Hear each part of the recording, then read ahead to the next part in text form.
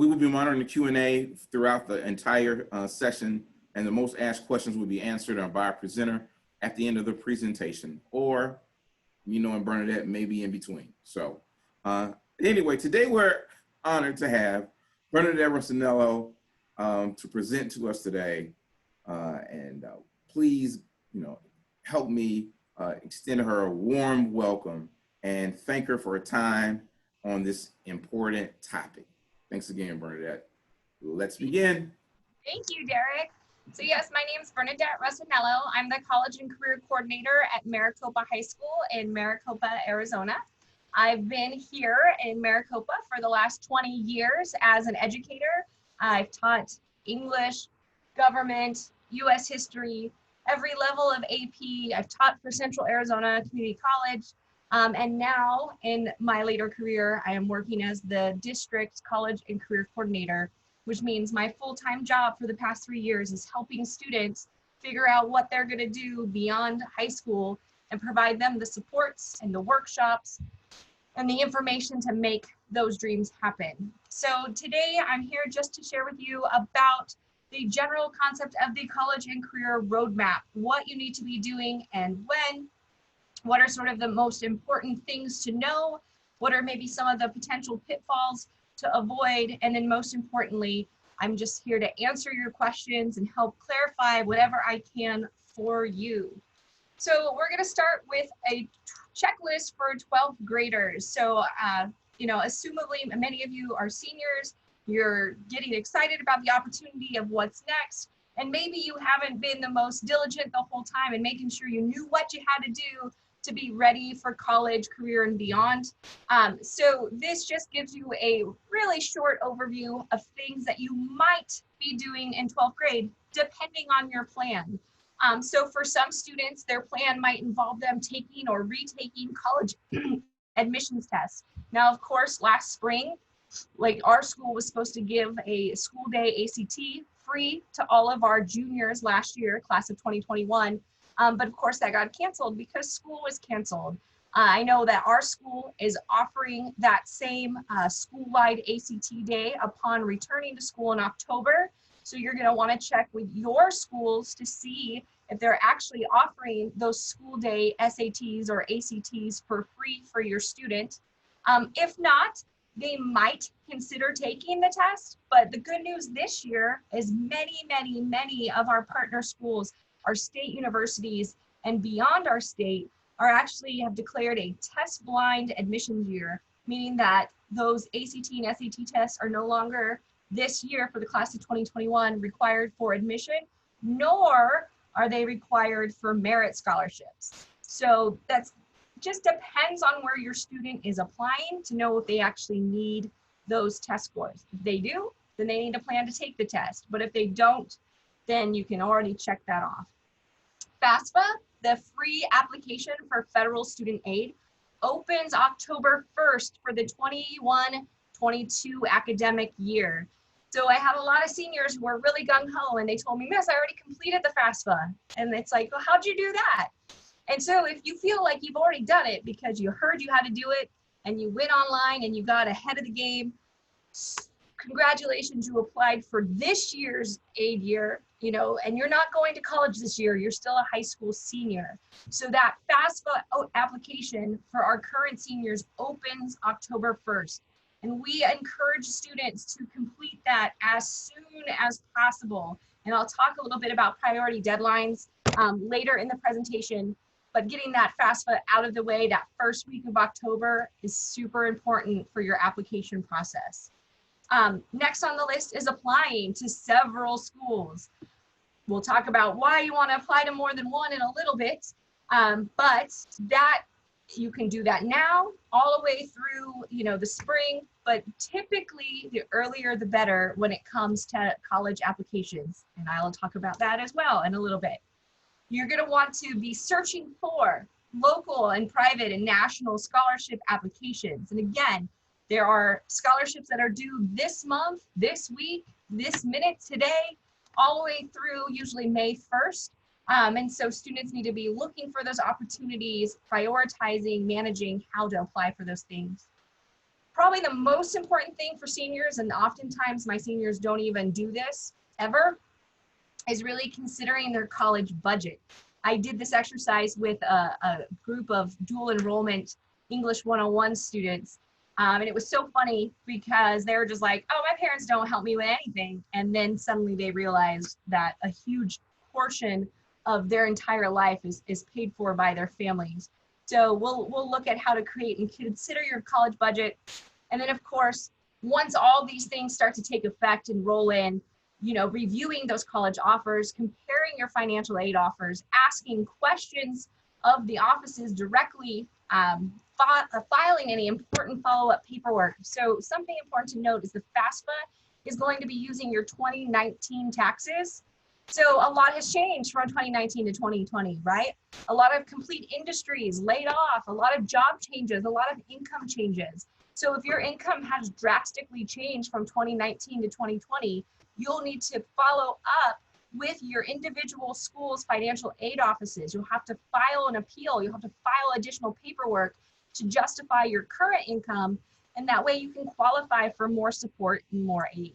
All right. So just some things to know for our seniors and their parents in the room. So some important terms to be aware of in this sort of college applications game. There's something called early decision. Or ED. Early decision is actually a binding promise that you make when you apply early to certain schools. And typically you're only allowed to apply to one school early decision. Now this only really applies to certain highly competitive, highly selective institutions. So if you ever see this term, you really want to read the fine print and know what you're doing before you apply, because basically early decision means if you're accepted, then you have to go there, okay? So just be aware of that when applying. Most schools, though, have what are called early action programs. So our state universities and most other universities have early action, which means a student can apply right now with no penalties, no restrictions. They can get an admission decision to help them with making their choices and their directions when it comes to their next steps. So you definitely just need to check with your schools. Every school is just a little bit different. So you need to make sure that you're doing that sort of due diligence in your application process. Another really important word to know is priority deadline. So I'm going to be honest, the students I work with really struggle with deadlines. And in the classroom, we give due dates for assignments and those due dates pass and the kids are like, can I still turn it in? Can I still turn it in for half credit? Can I please turn it in? And typically high school teachers are very flexible and patient and responsive with their students and work with them. The hard part about college applications and deadlines and scholarship applications is there's no wiggle room. When they say it's a deadline, it means it's due. And if you turn it in the day after, you're no longer eligible. So when you see priority deadlines listed for universities, what that means is it's the deadline for you to be able to receive the maximum amount of monies. So for instance, NAU, Northern Arizona University, has a priority deadline of November 15th. Literally, students who apply by November 15th who are Pell eligible can receive up to $12,000 in financial aid packages to NAU. But if they apply November 16th, they're only eligible for half that amount. So that priority deadline, super duper important. ASU's priority deadline is January 15th. Students who applied to ASU by January 15th, who have a family income below $42,500 and who meet all the academic requirements for admission are eligible for something called the Obama Scholarship, which is their full cost of attendance at that university paid. It's a full ride scholarship. If you apply January 16th, you're only eligible for your Pell Grant. So important things to know. And then the University of Arizona, their priority deadline is March 1st. Assuming I'm talking primarily to Arizona high school students at this time, that's why I'm reviewing the Arizona schools, but all colleges will give you a priority deadline to apply by, so it's best to make that your deadline. Yes, you can apply after the fact, but you potentially lose out on the opportunity at dollars for that. All right, so we talked a little bit about a college budget. So when I have my students look at their college budget, it's a really simple spreadsheet of expenses, and income, right? So that they can look at what their costs are going to be and they can anticipate where the money is going to come from to cover that. You would think that this is something that's natural and intuitive to students. It's not. Every year, it's usually somewhere around May, I'll have students who are straight A kids who got merit scholarships to U of A or ASU or NAU come rushing in the door going, Miss, I need $15,000 because they just finally did the math, even though they were sent the worksheets much earlier in the year, and they're freaking out because they don't have $15,000 to pay for the difference of their education. So I encourage students to really look at their expenses for the year, look at what their food cost or meal plan is going to cost them, look at what it's going to cost them for transportation, whether they're driving, they have to pay for parking, they have car insurance, any kind of situation like that, a bus pass, subway pass, depending on where they go to school, what it's going to cost them for room and housing, what it's going to cost them for tuitions, books, cell phone, utilities if they're living in their own independent apartment. And I can't see what's at the bottom. But anyway, you get the idea. Oh, and then any travel costs, because if they are going to school out of state, then there's plane rides, right? And travel costs to and from their school. So ask them to calculate that, estimate that for the year, and it's going to give them a total number. And then they need to think about all the different places where the money is going to come from to pay for those expenses. And oftentimes everybody kind of puts their eggs in this basket that they're going to get all scholarships and grants. And the truth is that most students might get about half of their college paid for through scholarships and grants. So they need to have a plan for where that other money is going to come from. And they're going to need to know how much money they can count on from their own savings, from their own work study, working while they go to school, scholarships potentially, grants potentially, what their parents are planning to help and support them with from these expenses, and then if they are taking any student loans or situations like that. I think it's probably the most important exercise a high school senior can do to really understand what's coming next. All right, for the 11th graders, yes. Bernadette, quick question. Would you like for me to ask a few questions as you go or wait to the end? No, I think that's a good time. So I got lots of slides, but what do we got? Very good, very good. But one of the questions is, what options are available for students whose parents make more than $40,000 but less than $100,000? I'm gonna definitely get to that. It's still financial aid. Very and it's good. definitely considering where they're applying. And I have slides that are going to talk about that specifically. Very good. Thank you. All right. So for our underclassmen in the room, so if we have any parents of juniors or sophomores or freshmen attending, or students themselves, what should you be doing your junior year in high school? Well, probably the most important thing if you are university bound would be taking the practice SAT, known as the PSAT. And it's also called the NMSQT. Those are a lot of letters that stand for National Merit Scholarship Qualifying Test. This single test, if you score in the top 2% of test takers nationwide, will earn you nearly free college, or will earn you the maximum possible academic scholarship and award to any university you look to apply to. So for instance, at ASU, they give $10,000 is typically their maximum award. It's called the Presidential Award. And that this year it's going to go to students who have straight A's, right? A 4.0 GPA will get you 10 grand to ASU. But if you're a National Merit Scholar, you'll get 15,000. At U of A, they'll give you 18,000.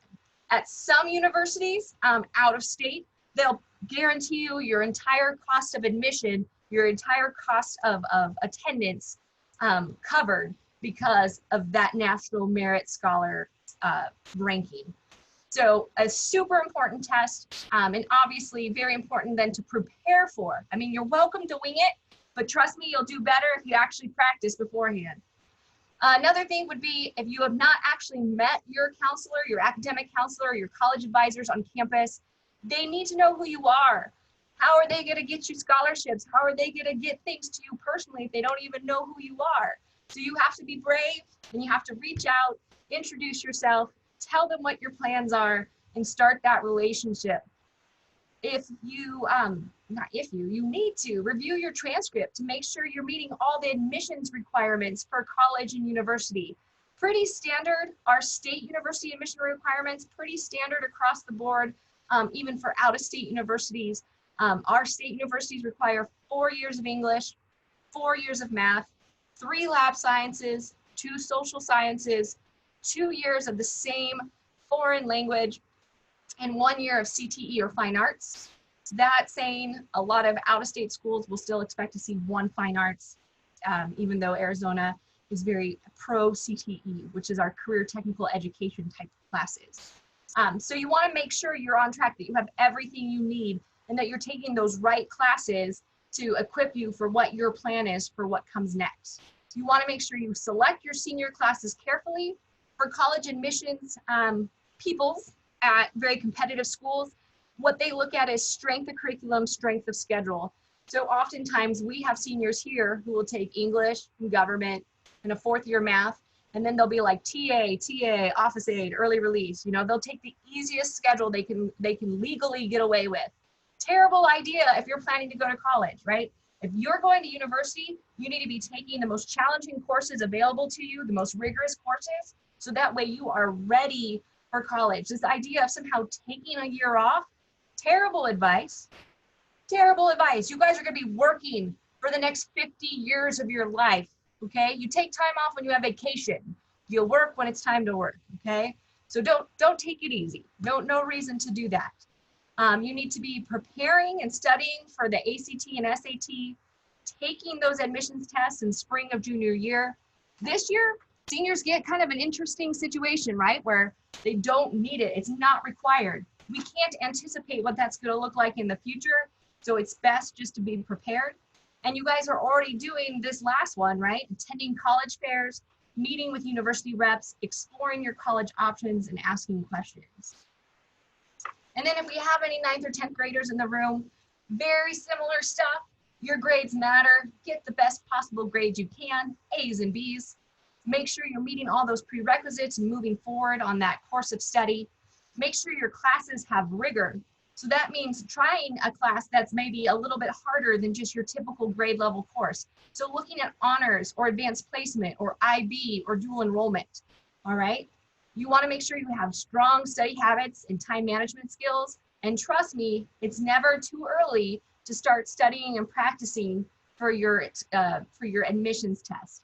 So for instance, at our high school, we give the PSAT 10, which is a practice SAT to practice for the PSAT, right? Wow. Other schools do the plan, which is a practice ACT. So just, you know, pay attention to what's going on your campus. Some schools provide that opportunity for all of their students without a choice, but many schools, kids have to actually seek out those opportunities. They have to register for it. They have to sign up. So make sure you stay tuned for those opportunities if you are university bound. All right, do we have any more questions at this time, Derek? Yes, one quick question. Can you review the Obama dollars again? You can either do that now or you can wait till the end. No, I can absolutely answer that. So the Obama scholarship, you have to have an income below $42,500. And if your family income is below $42,500 and you meet the admissions requirement for ASU, which means you have to have those 16 core competencies, 4 English, 4 math, 3 science, 2 social studies, 2 years of the same second language, and then 1 CTE or fine art. As long as you meet those requirements, and then you have to have overall a 3.0 GPA or higher. And then I believe within each subject area, it can't be anything lower than a 2, which means you have to basically have all A's, B's, and nothing lower than a C in any course. Then you're eligible for that Obama scholarship, which is the full cost of attendance. They basically, the only thing I've seen our students who qualify for that, they ask them to participate in work study and contribute about $1,700. And they can do that either through taking a loan or through work study. But otherwise, everything else, room, board, you know, like that's your meal plan, your tuition, books, everything's covered. It's an incredible incredible, incredible scholarship. And I have to be honest, it's been around for a long time, and I didn't even learn the intricacies of it until the last 2 years. And how guilty did I feel that I wasn't telling kids about those opportunities. NAU, Northern Arizona University, has an incredible scholarship. It's called the Lumberjack Scholarship. And so for students who get all A's and B's throughout high school in those 16 core classes, nothing lower than a B, all A's and B's, a core GPA of 3.5 or higher, they get full tuition. ASU and U of A have basically Pell programs where for a student that's Pell eligible in any amount at all, even if you were just $1 eligible, you still are able to then get completely free tuition at both ASU and U of A. So there's some incredible programs and supports out there now for students who have family incomes of less than basically $75,000 that they're able to qualify for and get support for. So that's pretty amazing. Fantastic. Right. Was that only for ASU? ASU and U of A both have what's called the Pell Pledge. So students who are Pell eligible in any amount receive full tuition. At ASU, it's called the College Attainment Grant. And at U of A, that program is called the U of A Pell Pledge. Fantastic. Yep. So when I talk to students, I know I've been talking a lot about college and university. When I talk to my students, and I need you guys to know that the students at my school, maybe 13% of our students attend university. About 40% will go on to a community college or a trade school. And then obviously the rest of the majority of our students will either pursue military or will go directly into the workforce. And so when I speak to my students, I'm not biased about what their career option is or their career direction. What I'm biased about is this number one step, that they need a carefully considered career path. So I tell all of my students the most important thing is that they have an idea of what they may want to do or be. You don't have to have it all figured out. Nobody does. I'm in my 40s and I'm still like imagining what I'm going to be when I grow up, because I'm not sure if this is going to be what I do for the rest of my life. Okay, but it's a path I'm on. I started as a teacher educator. I moved into this more administrative type of position, and I don't know what's going to come next, but I definitely like the path that I'm on. So I ask my students to do the same thing. What path are they interested in? Are they interested in healthcare? Are they interested in helping people? Are they interested in public service? Are they interested in education or in transportation or distribution or any of these types of things? So they consider what their career might be, and they give me a list of things that they might be interested in. And then once we know what they might want to be, then we look at what is that informed major at a university, or what is the training program, the post-secondary program that's needed for them to attain that job. And for a lot of students, it's not necessarily university that's going to get them that dream job. It's another path, but they have to first have that career in mind, so that way we can figure out what is needed to get to that career. And then once we kind of have those things a little bit focused in, then I ask them, what are you doing right now to get prepared for that? What classes are you in right now? What clubs are you participating in? What work experiences do you have that are going to help you to aspire to be this thing someday? So that is the conversation I have with my students, because everybody has a specific, not everybody needs to go to college, right? Not everyone has to attend a university. Not everybody needs to follow the same path, but we need to find out what path you want to be on so we can make sure we get you the supports in place. So this brings me to college myth number 1, right? That everyone needs a university degree to be successful. So I like to share this image with my students. This is labor statistics from the US Bureau of Labor and Statistics. And it represents, at least as of 2018, all the jobs in the US workforce. And this gold section right here represents jobs that require a high school diploma or less. The orange section represents jobs that require some advanced training up to an associate's degree, so a certification, something like that. And then the jobs in the red represent jobs that require a bachelor's degree or better. So I always like to show this image to students. In fact, it's the very first slide of any presentation I do in classrooms with students, because I ask them, what surprises you about this image?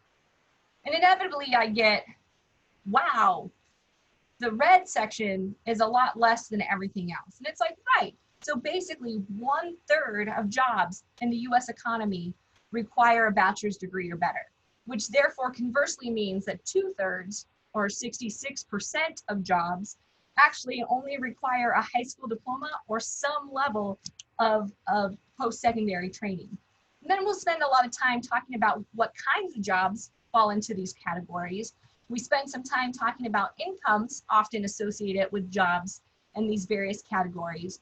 But I love to start with this because you don't have, just because you're going to be in this doesn't mean you're going to be making $100,000 a year. And just because you wind up in a job in here doesn't mean you're stuck making minimum wage. And we talk about all the different opportunities there are in each of these categories.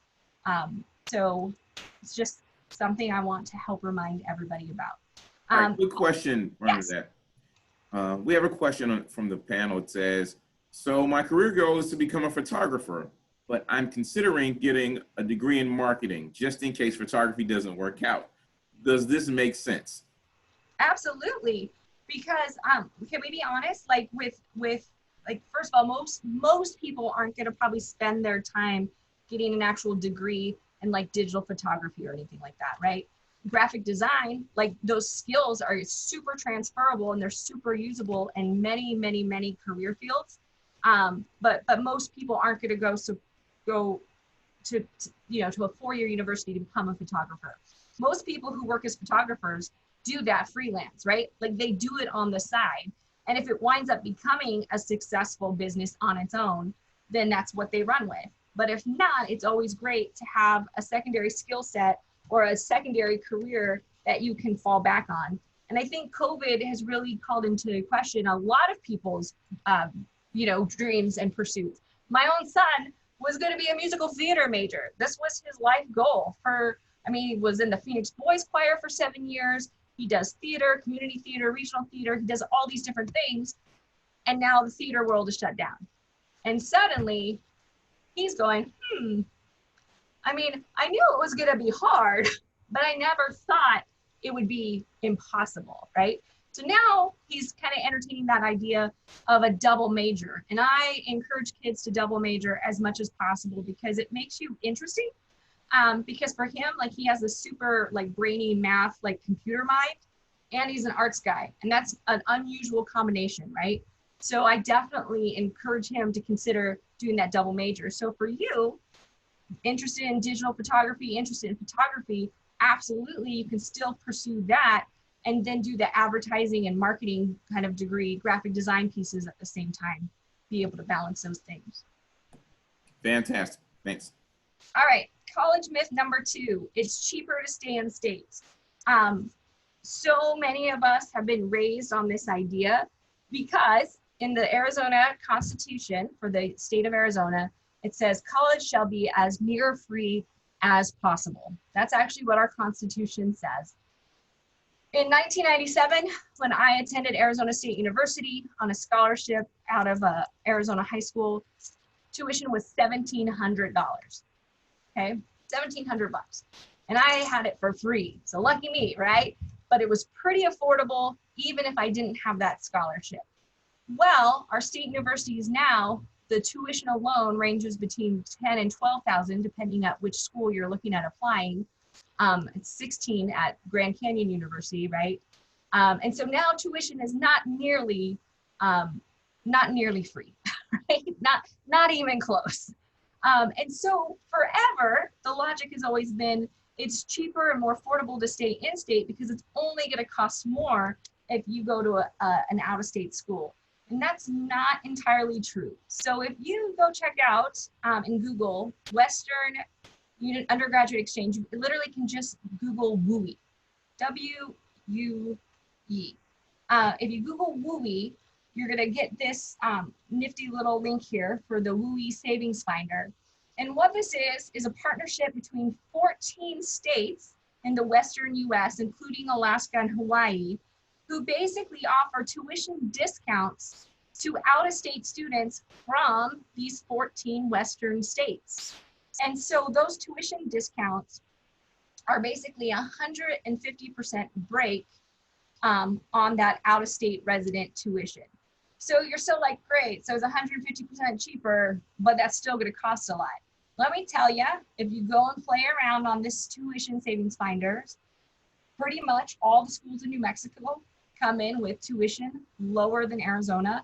Almost all the universities in Utah, with the exception of University of Utah, come in with tuition less than our Arizona in-state prices. Wyoming, Montana, Idaho, even the California state schools, their tuition comes in at about $8,000, which is actually considerably cheaper than our in-state schools.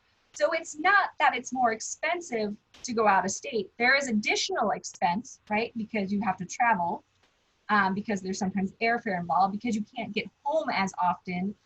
So there are additional expenses, but it's not necessarily more expensive to go out of state.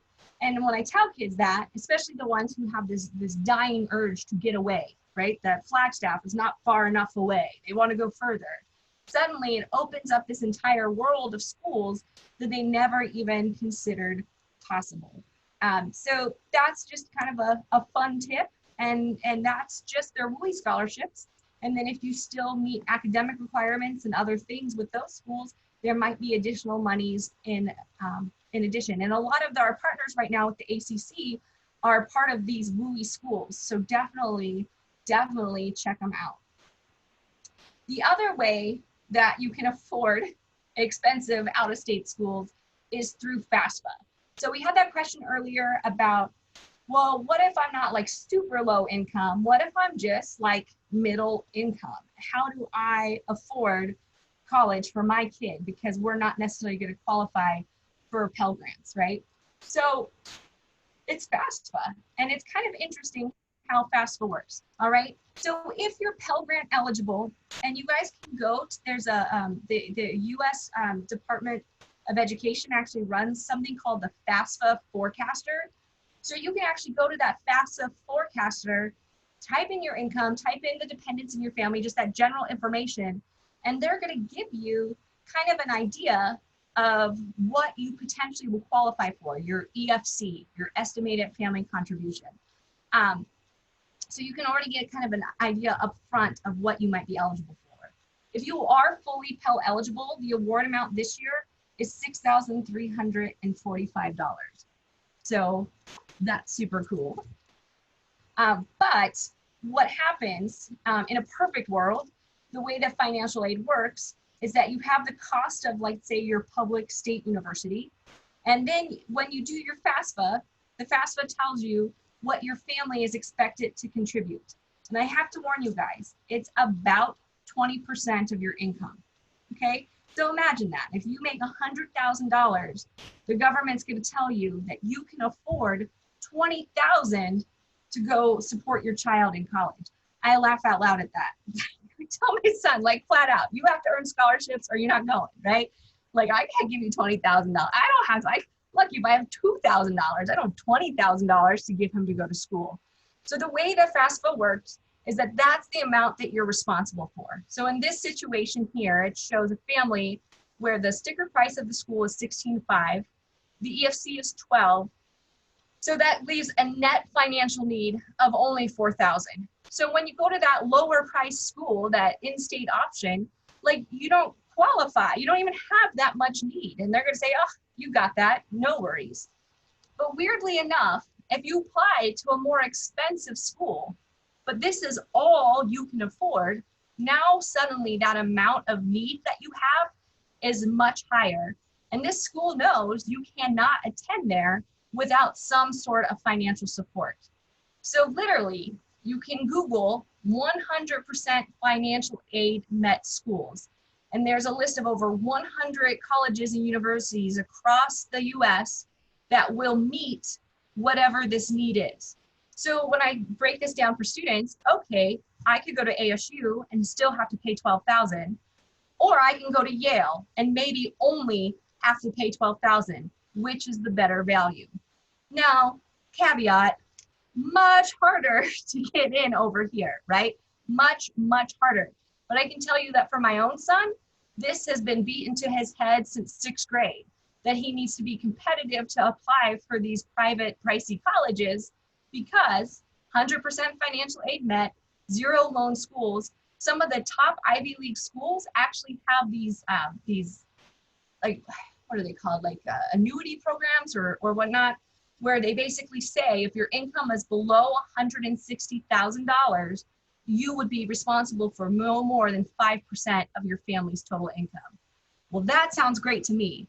I can afford that. And I would love to send my son to Harvard or Yale or Princeton for that price, as opposed to maybe a more local option, which I know he can for sure go to. You know what I mean? Like for sure, we call those constants. We don't even call them backups. It's a constant.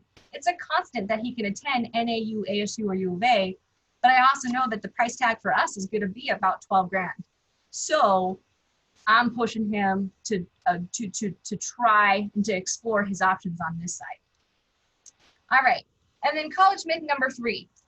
I'm going to earn a full ride to college. I don't want to burst anybody's bubble today, but fewer than 1 to 2% of students will actually graduate high school with a full ride, okay? So how do you pay for college? So this is the reality of how people pay for college. They pay for about half of the sticker price through grants and scholarships. And then most people who go to university will take out student loans, right, to pay for an additional part. And there's still a chunk left over, which means you have to work. So high school parents especially, I hear it a lot. My parents don't want me to work. Oh, I don't want them to work. I want them to focus on their studies. Well, it may not be the worst thing to encourage your kid to have a part-time job, even if it's just 8 hours a week.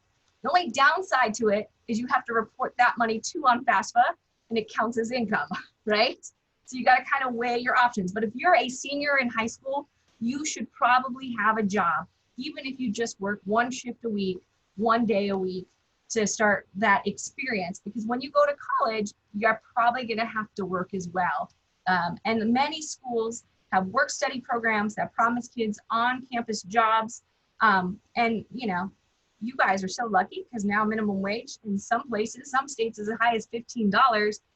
When I went to college, minimum wage was $5.25. So, you know, you get to make 3 times the amount. You need to, because now tuition costs 3 times as much, right? However, you get the idea. Inflation. You love econ, you know. College loans, it's funny because I'll have students say, well, how are you going to pay for it? Because that's always the question I ask. I pull out that budget sheet all the time with kids. And they always tell me scholarships. And it's like, great, ASU, straight A's, you got 10 grand. The cost of attendance is almost 26. Where's the other 16,000 coming from, right? And then they just look at me like I slapped them. No, I didn't, but like, it's a real conversation. So where's the rest of the money coming from? So then their next answer after scholarships is, I'll just take out a loan. Cool. You can take out as a student $5,500. That is what the government will let you borrow. That's it, right? Anything above and beyond that amount you need to borrow has to be taken by your parents. So I told my son, dude, not taking a loan to pay for you to go to school. And he's a straight A kid and I don't want to make that investment, okay? So just know, student loans, you can only borrow up to $5,000 typically. If you're in some special circumstances where you are an independent youth, you don't have a parent, you're actually allowed to borrow up to 12. But most students are only allowed to borrow 5. So the definite borrowing tip is that your total loans that you take should never exceed the amount that you anticipate your first year salary to be after graduation. So I've had students, especially because you guys, these universities now require you to live on campus. They require you to have a meal plan. And I get so angry because I'm like, you're gonna finance Panda Express. You're gonna finance Chick-fil-A that they woo you with, and you get the free lunch when you go visit the college. It's like, come on, you need a better plan than that. It's like, you need to argue with those schools. You need to say, I can't have a meal plan, I can't afford it, you know, because I lived, and most most college kids lived on ramen. Like that's how we lived, right? You'll hear jokes about it, free pizza and ramen.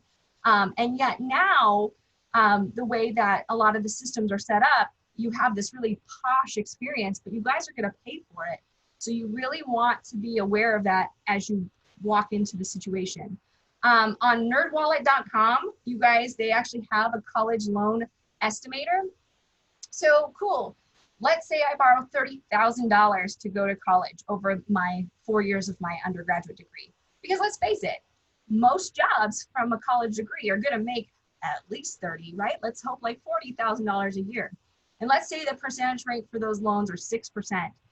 And the pretty standard loan term for a college loan is 10 years. When you calculate that out, oh, it's only $300 a month. Well, that's a car, right? But over the 10 years that you're going to have to pay on that loan, you're going to pay $10,000 in interest. So that $30,000 amount really now is actually $40,000. And that's the hard part, is that we don't necessarily understand that like personal finance piece so much. So we go, oh, it's not that bad. It's only $30,000.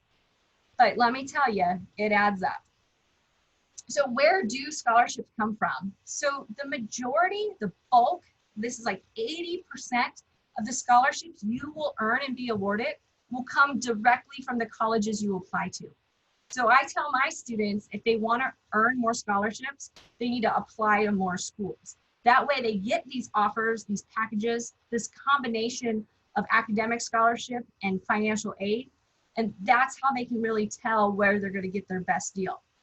Fewer than 20% of scholarships are going to come from these outside sources like national, local, or talent-based scholarships, okay? The bulk of your scholarship money is going to come from the universities themselves. So how do you, yeah, absolutely. For merit-based scholarships, does it only take into account GPA? What else does it account for? So typically, and this is the slide right here, so great timing. Typically, the old-fashioned way was best grades plus best test scores equaled maximum dollars, right? So ASU, U of A, for sure, it was the kids with the highest GPAs and the highest test scores. This year, for our state universities, it's going based on based on grades only, straight up GPA. For competitive schools, admissions to those super competitive, highly selective schools, typically what they look at most are grades and test scores, as well as, again, that strength of curriculum. Did you take the most rigorous, most challenging classes every time they were offered? When I have to do school profiles and I have students who apply to Harvard, Princeton, Stanford, I have to tell them how many honors classes we offer, how many AP classes we offer, and then how many of those classes the student took. So that's all part of that equation. All right. So who earns the most scholarships? It's going to be the people who apply for them. That seems, it's kind of like winning the lottery, right? Like you can't win if you don't play. Well, same thing with scholarships. I think kids think that somehow someone's just going to come in and award one to you. It doesn't work like that. Like you have to search for them. So there's two resources I like to share with my students. One is called Raise.me. This is best to start using in 9th grade because it awards what are called micro scholarships. But really what it is it just shows you what your potential earnings could be for all kinds of different schools, all their different partner schools. So that's why I encourage students to use this, because it helps them see what they could be worth at a college, and it helps them be able to explore and learn really easily about different schools. For seniors, I encourage you to use scholarships.com. It doesn't matter which tool you use. You can use Scholly, Going Merry. They all use the same database. So scholarships.com, you do have to make an account. And then I encourage students to use the directory. You can do this, the free search, but you just get spammed and nobody ever looks through all those emails, okay? So go to the scholarship directory. You can search by all these different categories and criteria. And then within those scholarships, you can search and put it in order by amount. So you can apply to the highest dollar scholarships first, or you can search by due date. So that way you can apply for whatever's next. So I encourage seniors especially to search by deadline. It's one of those categories right there. and then sort by due date, because every week there's something they could be applying for. And some of the scholarships, you guys, are these essay scholarships. I really believe nobody applies to, because no kid wants to write an essay for fun. And they'll be $1,500, $2,500, right? So it's a lot of work to earn that money. Usually people don't give you money for nothing. That's like a life thing, right? So you do have to be able to work for it. So my tips and advice is go with your option that will be most free while providing you the most opportunity for your career path. So I encourage my students to apply widely, get those offers, and then obviously go with the best offer. We had a student 3 years ago who applied to 20 schools. He got into 13 of them. He had over $1.2 million in scholarship offers. He wound up attending the New York Institute of Technology completely for free. That's pretty amazing, right? Remember that your teachers and counselors were not paid by anything other than your tax dollars. So we don't get any credit, we don't get any bonuses, we don't get any special anything if you enroll in a specific school or program. So if you feel like your counselor seems to push one thing or push another, they're really not pushing it. It's probably just because it's where students have gone the most and it's what they're most familiar with. So please don't forget that. Like, we don't get paid for what you choose. So keep that in mind, because obviously, no offense to all of our wonderful college reps who are with us today, like, their job is to get you to pick their school. They are recruiters. That is literally their job, okay? So just keep that in mind. Your community colleges, the tuition starts at just $86 a credit hour. So again, your community college is always your constant, right? You know, no matter what happens when you apply out and you get these offers back and, oh my gosh, I can't afford it. Well, your bachelor's degree can start right in your backyard for less than $2,000 a year, okay? Or a little bit more than $2,000 a year. So you don't need to like stress yourself out over what am I gonna do, because you have options and you have these different processes. And my big advice, and I go on lots of like university trips, and I get really angry when I'm at the universities and I hear, oh, you don't need to have a major. It's okay. You can figure yourself out. I get so angry when I hear that. Yes, you're going to have your whole life to figure yourself out, okay? And no one expects you to have it all figured out at the ripe young age of 17 or 18. But with that said, when it costs $26,000 a year, that's not where you should be finding yourself, okay? Like, it's not your time to find yourself. Like, double major. Like, start with 2 majors in mind and start working on both sets of classes. And then if you decide to go one way or another, you could always let one fall away. But don't get in debt just to try to find yourself, okay? Because you just trust me on this one. All right. Do we have questions? And then do we go to 115, Derek? Yes, 115. Okay, so I'll take any questions now because I want to make sure I have time for your questions before I zip through what should be part of your digital application portfolio. I think you've answered all of them. There was one question that I asked, should I have a checking and savings account so scholarships can be deposited there? So here's how scholarships mostly work. And I would say yes. Anyway, first of all, yes, you should have a checking account because you're nearly an adult, right? You should definitely have a checking account. But second, how scholarships work is they get paid to the university. The university subtracts any fees or monies owed, and then anything left gets deposited directly into your checking account. So we had our valedictorian last year who went to U of A, and after everything was paid and done, literally got an $11,000 deposit this first semester into her checking account. And guess what? It's going to happen again next semester. So that's pretty cool. So yes to the checking account. All right. So real quick, what elements do you need to apply to college? All right. So these are the pieces that I encourage my students to work on. The first thing is an action plan. What school or scholarship am I applying? Where am I applying through? So a lot of my students use the Common App for their university application, so everything's all in one place. What do I need to have to fill out that application? and what's my deadline? And then keep this list going and always obviously prioritize by deadline, right? So that's pretty straightforward. I encourage my students to have a digital planner so they can just copy and paste everything. You know, if they want to put little like where they can check off that they've completed it, or if they're bolding it or putting it in color, they need to have some sort of way to manage that. Second, you need access to your transcript. So most schools are going to ask you to self-report your grades. So a lot of you guys can get to this through your student view or through your school information system. Usually you can see all your classes and grades, but you need to know who at your campus you need to ask for the digital or an official transcript. So again, that's why those relationships with your counselors are super important. Quick question, Bernadette. Yes. I go to community college to get a 2-year degree, but I want a 4-year degree. Can I still look for scholarships even though I have a degree?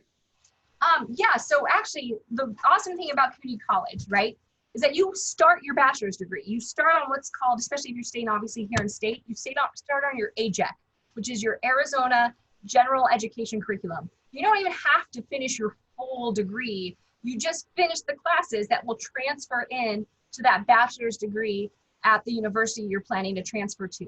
And what most of the universities have is a transfer university scholarship.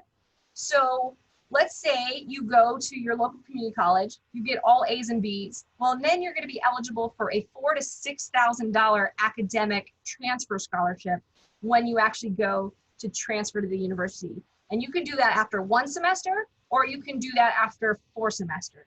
So for some of my students, that actually winds up being more beneficial to them than the academic scholarships they would get just straight off as a freshman at those universities.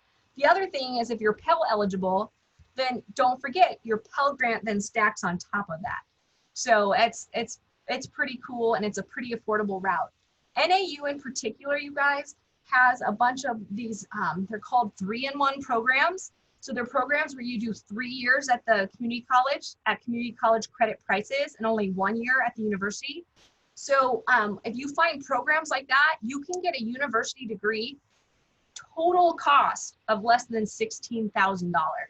So, you know, if budget is super important to you, that's definitely something to check out or look into. And then same way, U of A has a lot of 5-in-1 programs. So basically you get a master's degree in 5 years. And if you can get into one of those 5-in-1 programs, your 4-year academic scholarship, they'll extend it to that 5th year. So just kind of be aware of that.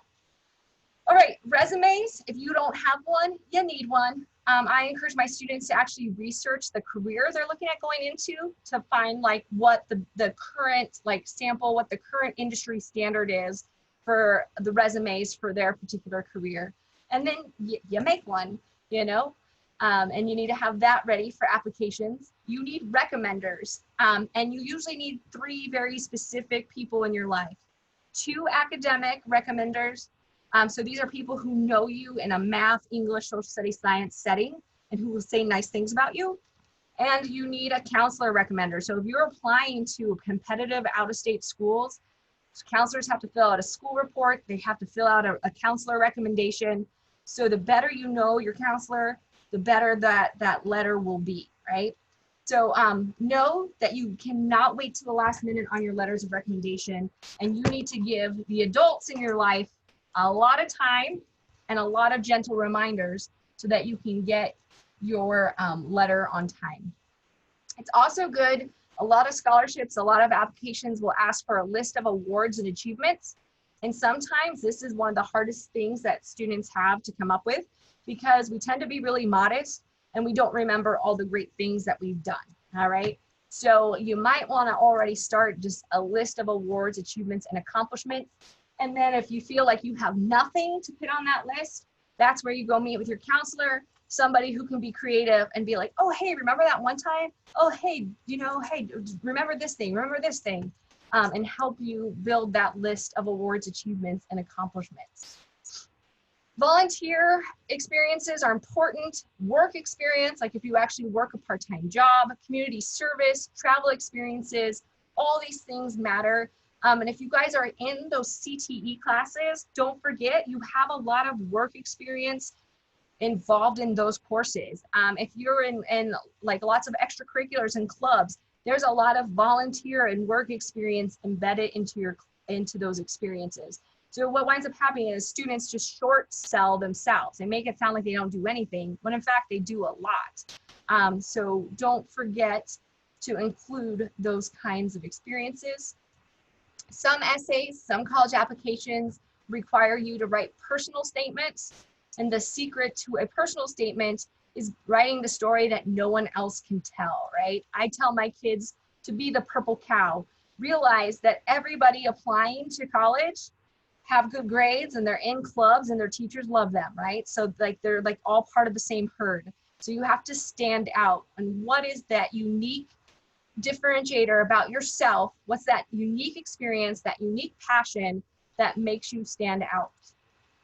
And then of course, you just need to be intentional. You don't need to be in 28 different clubs. That does not impress anybody, okay? But you need to do at least one thing and do it really well. So whether that's orchestra or it's sports or it's theater, you need to find your one thing. And like for our freshmen, we encourage them, you know, being a fan of, oh my goodness, what's the show with Adam Sandler and the vampire? But anyway, I tell them they have to find their zing, right? Like they have to find that one activity, that one club, that one thing that like makes their heart soar and gets them excited to come to school every day. And for some students, that might be like their digital photography class or their marketing program, or it might be, you know, working with like students with special needs or whatever it is. But you need to find that one thing to be really intentional about and be purposeful in your activities and obligations, because that's impressive. Being in 28 different clubs actually says not as much good things about you as being very purposely intent on one activity. All right. You want to invest in quality relationships with your teachers and counselors. You want to practice enlightened self-interest. So what that means is do things that are good for your community and your school, but still help you at the same time. Okay. And then you want to start early and be methodical in your work. Okay. So start early on your application, start early on your research on your, you know, where you think you may be interested in applying. And then you just have to put it on to action, right? Freshman year, we have a course here called College Career and Technology. And one of the things we tell them is that energy plus vision equals success, right? Like they have to have a dream and then they have to actually put energy into it. And what I see happen in high school all the time is kids have all the dreams, right? But then they don't necessarily put the energy behind it. Like they don't invest the time. So you have to be willing to invest your time and energy to actually accomplish your plan. All right, so if you guys do, if anyone has questions, I'll stay to answer them, but our webinar time is up. Yes, we have one last question, Bernadette. Okay. How recent does the letter of recommendation need to be? I would say your recommender should be somebody who's worked with you within the last year to 2 years. I would definitely think, like, for some reason, we recognize senior year, you don't really know your teachers all that well yet, especially in this kind of distance learning world. So junior, like somebody who knew you really well from junior year would be fine. Sophomore year also, if you still are connected to them and they can still comment on you as a current student. Mm-hmm. Okay. Well, I'm going to answer this one. They're asking, can they get a copy of the presentation slides? But just so you guys know, this presentation will be live. It's going to be on the website for the Arizona Consortium and the virtual college for the conference and the college fair. It's going to be in 48 hours. It should be a link to this presentation on that website. Okay. Let's see. I think that is the last question, Ms. Bernadette. I think that is it. Yeah, and it occurs to me, I didn't put I didn't put like my contact information anywhere in the presentation. But my name is Bernadette Russinello. Like Derek, is like my email or anything on the, I mean, I don't even know what's available on the website. I think it is in your, is it in your bio? I don't see it. I don't know. Here, I'm gonna type it in our chat, Derek, and if you can post it in the. Okay, I will. The general, Because if people have specific questions, I'm more than happy like to answer them. All right. All right.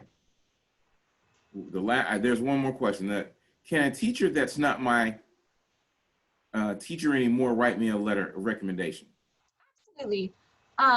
Absolutely. And I mean, like our school, we have a lot of kids who come from different schools, so they don't know our teachers really well. So they'll ask me, can I have a teacher from a different school write it? Absolutely. Absolutely. Fantastic. Fantastic. The real key on a recommendation is you want somebody who will say really great things about you. So whoever that is. Right. Right. That's The exactly. first thing is someone who's like, yes, they're a student. Mhm. Yes, they go here. Yeah, you don't want that. All right.